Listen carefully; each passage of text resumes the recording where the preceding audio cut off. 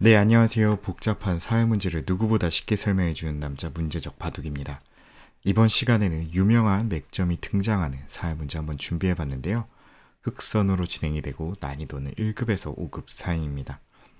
바둑판에 보이는 흑돌 전체를 살려야 하는 문제입니다.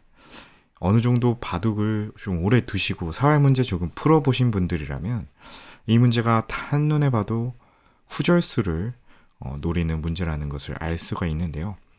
그래서 처음 이렇게 문제를 접근하시는 분들이 그냥 단순하게 후절수 문제다라고 생각을 해서 틀려버리게 됩니다. 이 모양은 의외로 백에게도 좀 강력한 반발 수단이 있기 때문에 그 반발까지 고려를 한 수익기를 진행을 해야 되고요. 결국 최종적으로는 패가 나게 되는데 그 과정이 수순이 조금 길다 보니까 난이도가 조금 올라간다고 볼 수 있겠습니다. 그럼 잠시 시정지 눌러보시고 눈으로 먼저 수익해 보신 다음에 저랑 같이 정답 확인해 보도록 하시죠. 네, 정답 한번 찾아보셨나요?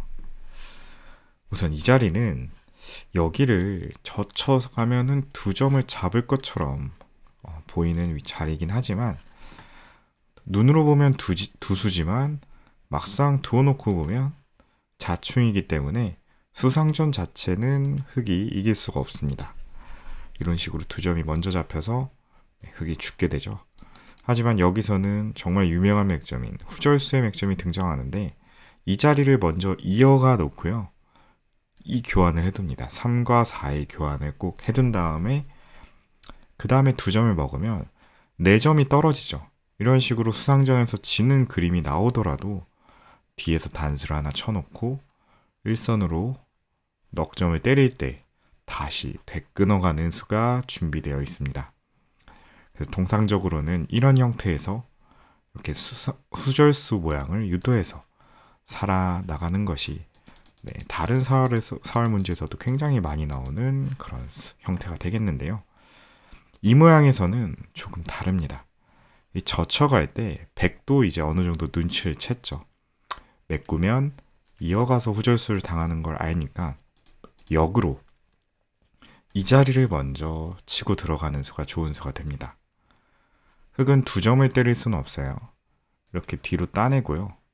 따내봤자 뒤로 내려가서 이거는 전혀 후절수랑 관계없는 모양이죠. 그래서 일단 한 점을 따내고 생각을 해야 될 것 같은데 똑같습니다. 뒷수를 이런 식으로 메어놓고요. 어차피 양자충이라서 두 점을 잡을 수는 없는데 뒤로 들어오면 또다시 바깥쪽 수를 메어가서 역시나 흑이 죽게 됩니다. 후절수랑은 상관이 없는 모양이죠. 그래서 이 젖히는 수가 함정이에요. 딱 누가 봐도 이어서 후절수를 만드는 문제라고 착각하게끔 만드는 형태였는데요. 백이 이렇게 먹여치는 수를 준비하고 있었기 때문에 실패가 되겠습니다. 그럼에도 불구하고 여전히 이 모양은 후절수를 유도할 수가 있는데 위쪽으로 먼저 한번 젖혀보겠습니다. 근데 젖힌다고 해서 흑의 수가 늘어나지가 않죠. 어차피 한 수고요. 이어봤자 이 자리를 이어가기 때문에 한 수에서 더 이상 늘어나지가 않습니다. 그렇다면 똑같이 반복이 돼서 젖혀도 이 자리를 계속해서 먹여칠 수가 있기 때문에 후절수라는 모양을 만들 수가 없게 됩니다. 그렇다면 흑이 후절수를 만들기 위해서는 어디를 두어야 할까요? 바로 이 자리를 먼저 붙여가는 수가 굉장히 디테일한 선수 교환이라고 할 수 있겠습니다. 얼핏 보면 한눈에 의도를 좀 잘 파악하기 어려운 수죠. 그도 그럴 것이 그냥 단순하게 연결을 해주면 원래는 보통 이런 붙이는 수는 넘어가려고 드는 거잖아요. 그러면 그냥 백이 아래쪽으로 빠져버립니다. 이러면 흑은 먹여치기를 당하니까 이어줘야 되는데 알기 쉽게 바깥쪽으로만 막아가도 흑은 안쪽으로 들어올 수가 없죠. 수가 부족하고 유가무가인 상태로 왼쪽 흑이 전멸을 하고 동시에 오른쪽 흑도 두 집이 안 나기 때문에 죽어버립니다.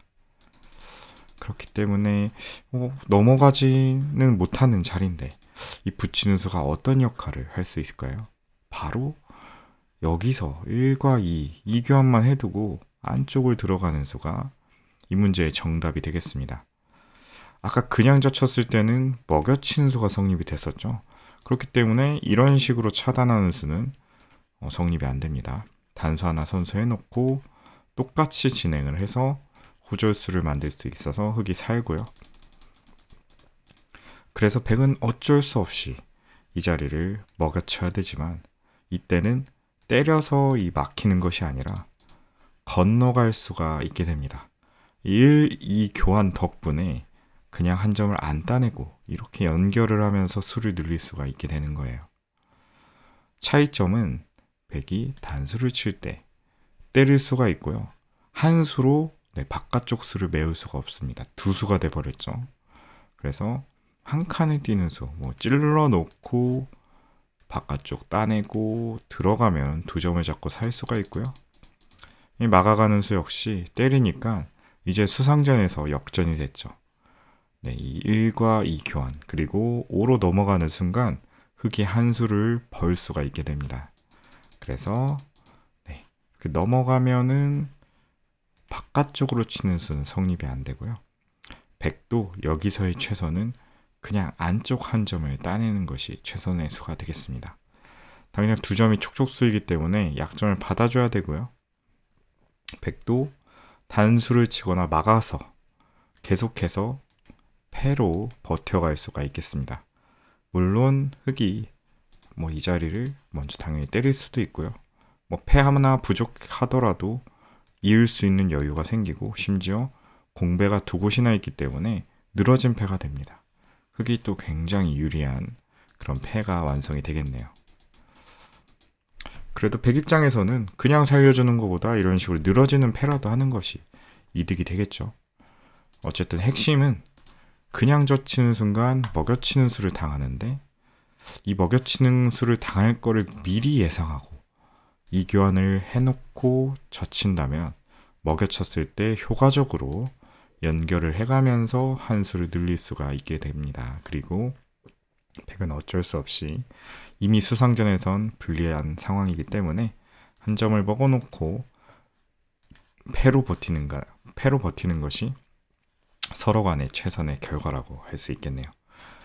그래서 오늘 알아본 문제는 누가 봐도 후절수라는 맥점을 활용해서 쉽게 살 수 있는 모양인 줄 알았지만 먹여치는 한 수가 준비되어 있었고 많은 분들이 이 먹여치는 수를 놓치고 틀렸지만 이제 조금 고수이신 분들은 이 먹여치는 수를 미리 예견하고 변쪽으로 교환을 해둔 다음에 먹여쳤을 때 따내는 것이 아니라 건너가는 이 대비치까지 준비했어야 하는 조금은 난이도가 높은 문제였습니다.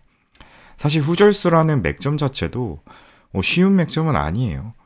중급자들도 흔히 착각하는 형태가 후절수기도 하고요. 하지만 이 문제는 후절수라는 어려운 맥점에 더해서 상대방이 이 먹여치는 맥점, 그리고 흙에 이 붙여두는 교환, 그리고 건너갔을 때 수가 늘어나는지 이런 다양한 요소들을 사전에 확인을 했었어야 되기 때문에 조금은 어려웠던 것 같네요. 제가 오늘 준비한 문제는 여기까지였고요. 재밌게 보셨다면 구독과 좋아요 한 번씩 부탁드리겠습니다. 영상 제작을 지속하는데 큰 힘이 됩니다. 오늘도 긴 영상 시청해주셔서 감사합니다.